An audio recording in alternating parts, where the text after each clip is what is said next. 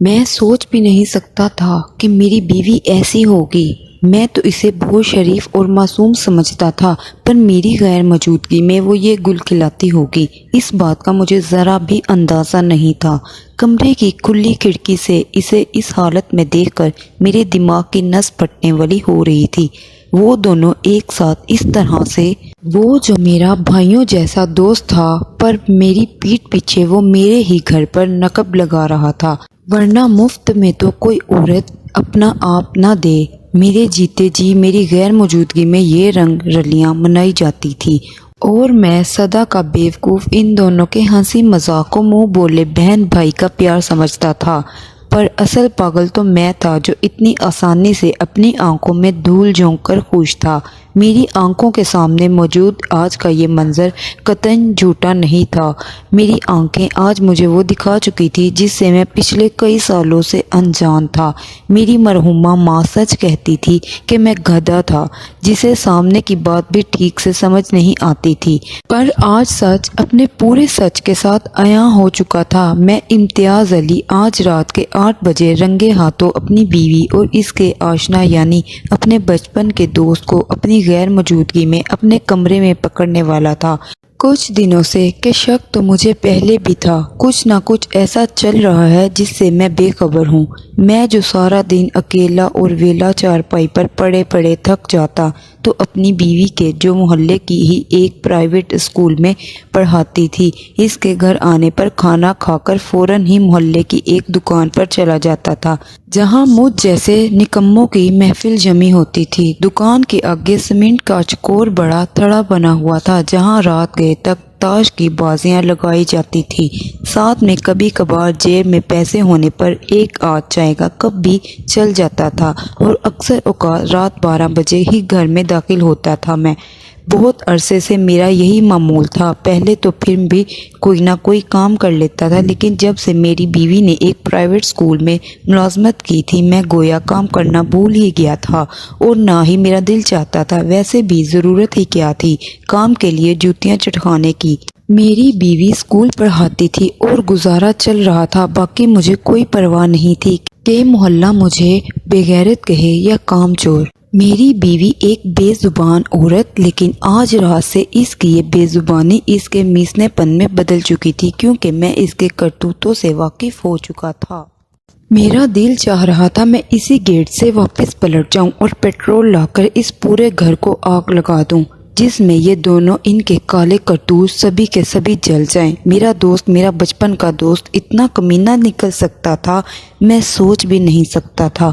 کاش کوئی تیز دھار خنجر ہوتا تو میں اس کے سینے کے آر پار کر دیتا، پر یہ وقت جذباتی ہونے کا نہیں تھا۔ میں مزید تسلی کرنا چاہتا تھا۔ بھلے ہی کمرے میں وہ دونوں مجھے اکٹھے نظر آ رہے تھے، لیکن پتہ نہیں میں کس خوش فہمی کی بنیاد پر دل کو تاویلات دبے گھڑا تھا۔ حالانکہ سب کچھ تو سامنے تھا۔ سردی کی سیاہ رات کا یہ پہر، دو جوان مرد اور عورت اوپر سے نامحرم پکڑے جانے کے خوف سے آزاد، تنہائی، کچھ بھی تو ایسا نہیں تھا جو انہیں گناہ سے روک کر رکھتا۔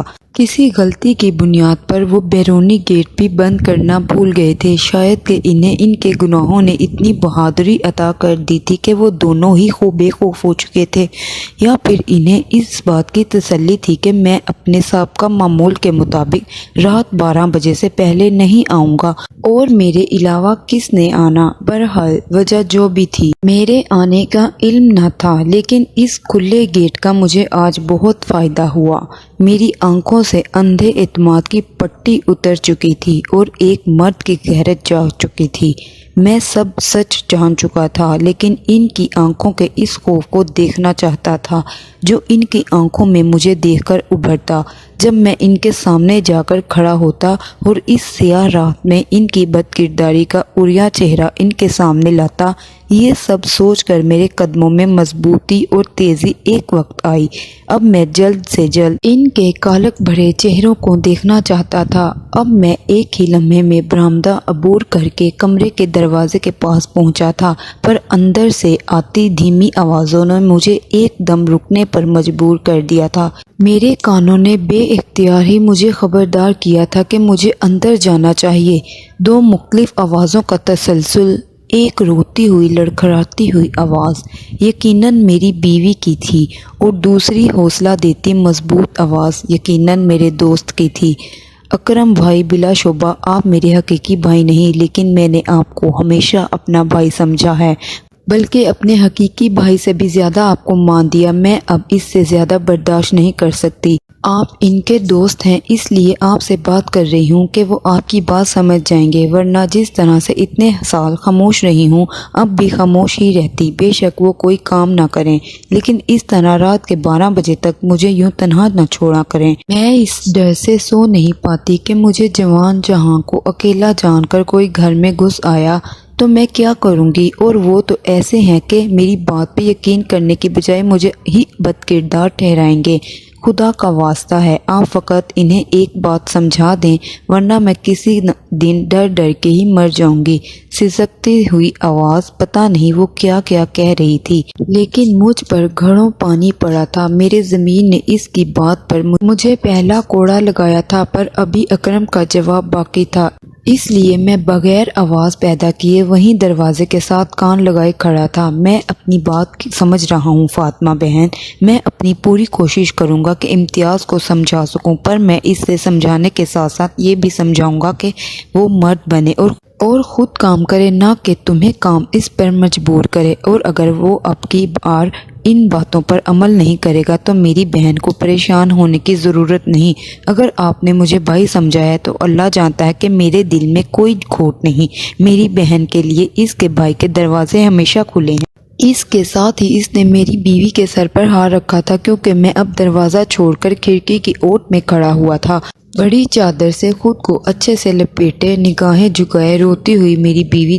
جبکہ اس کے سامنے کھڑا اس کے سر پہ بالکل بھائیوں والے مان کے ساتھ ہاتھ رکھ کر کھڑا ہوا اکرم، جس کی پرسوچ نگاہیں کسی غیر مرئی نقطے پر مرکوز تھی۔ میرا دل چاہ رہا تھا کہ میں کہیں ڈوب کر مر جاؤں، میری ٹانگیں میرا بوجھ سہارنے سے انکاری تھی، لیکن اس سوچ کو جان کر مجھ میں ابھی اتنی سخت باقی نہیں تھی کہ میں اپنی بیوی یا دوست ان دونوں میں سے کسی ایک سامنا کرتا، لیکن فی الحال انہی قدموں پر باہر پلٹ جانے کو ترجیح دی۔ لیکن دل میں چھائی ساری بدگمانی اور قساوت کہیں ہوا میں تحلیل ہو چکی تھی، سارے منظر صاف ہو چکے تھے۔ اب مجھے اکرم کے بھی سمجھانے کی ضرورت باقی نہیں رہی تھی، اور نہ ہی میری بیوی کو اسکول کے دھکے کھانے اور ڈر کی، کیونکہ میرا اندر بدل چکا تھا۔ پر مجھے اپنی بیوی کے بھائی اور اپنے دوست کا شکریہ ضرور ادا کرنا تھا۔ لیکن کچھ دن کے بعد